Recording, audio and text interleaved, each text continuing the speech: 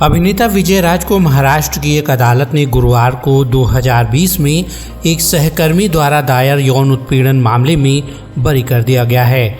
अभियोजन पक्ष उनके खिलाफ पर्याप्त सबूत पेश करने में विफल रहा।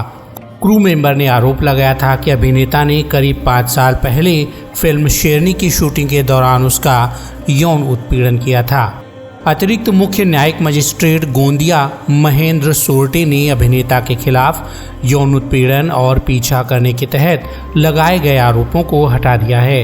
क्रू मेंबर ने आरोप लगाया था कि अभिनेता ने करीब 5 साल पहले फिल्म शेरनी की शूटिंग के दौरान उसका यौन उत्पीड़न किया था।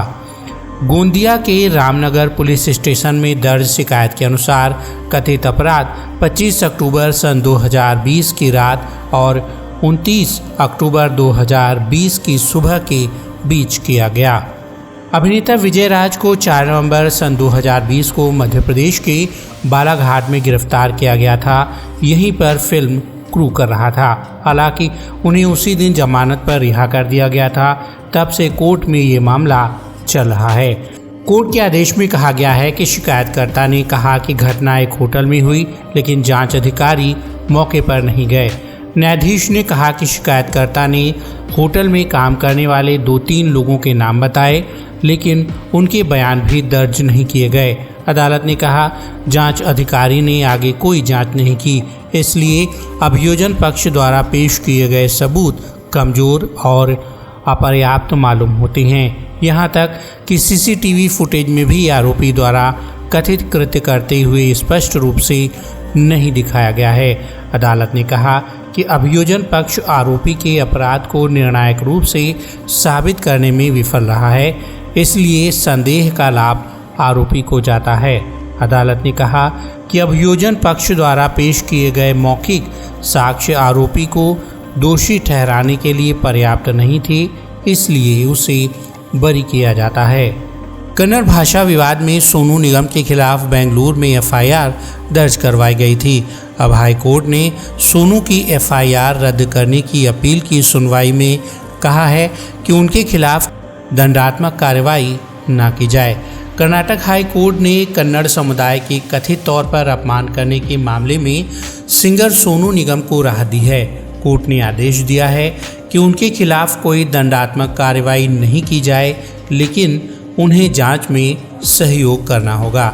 सोनू निगम ने अपने खिलाफ दर्ज आपराधिक मामले को रद्द कराने के लिए हाई कोर्ट में याचिका दी थी।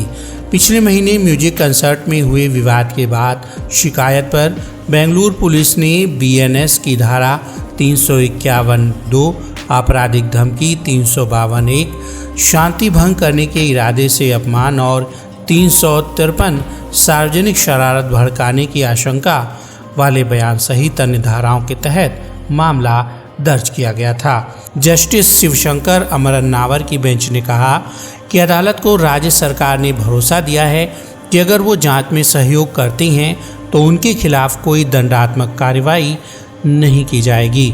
कर्नाटक रक्षक वेदिका के अध्यक्ष धर्मराज अनंतैया ने अपनी शिकायत में कहा था कि सोनू निगम ने न केवल कन्नड़ लोगों का अपमान किया है, बल्कि कन्नड़ गाने के अनुरोध को आतंकवादी कृत्य से जोड़कर उनके सांस्कृतिक गौरव और भाषाई पहचान की तुलना हिंसा और असहिष्णुता से की है। सुनवाई के दौरान सिंगर के वकील ने सार्वजनिक माफ़ी का हवाला दिया, जबकि सरकार ने तर्क दिया कि टिप्पणी लाइव प्रसारण के दौरान की गई थी और कानूनी कार्रवाई उचित है। इस मामले में सोनू ने सफाई दी थी कि वहां 4-5 गुंडे किस्म के लोग थे जो जोर जोर से कन्नड़ चिल्ला रहे थे। कुछ लड़कियां उन्हें समझा भी रही थीं कि ऐसा मत करो, माहौल ख़राब हो रहा है। मैं उन 4-5 लोगों को बस ये बताना चाहता था कि पहलगाम में जब आतंकवादियों ने हमला किया था तब उन्होंने किसी से ये नहीं पूछा था कि वे कौन सी भाषा बोलते हैं। फिलहाल सोनू निगम के कन्नड़ वाले मसले पर आपका क्या कहना है, हमें कमेंट बॉक्स में ज़रूर बताइए। और ऐसे ही और मनोरंजन जगत से जुड़ी खबरों को देखने के लिए हमारे चैनल इतिराज प्रोडक्शंस को लाइक, शेयर और सब्सक्राइब करना ना भूलें।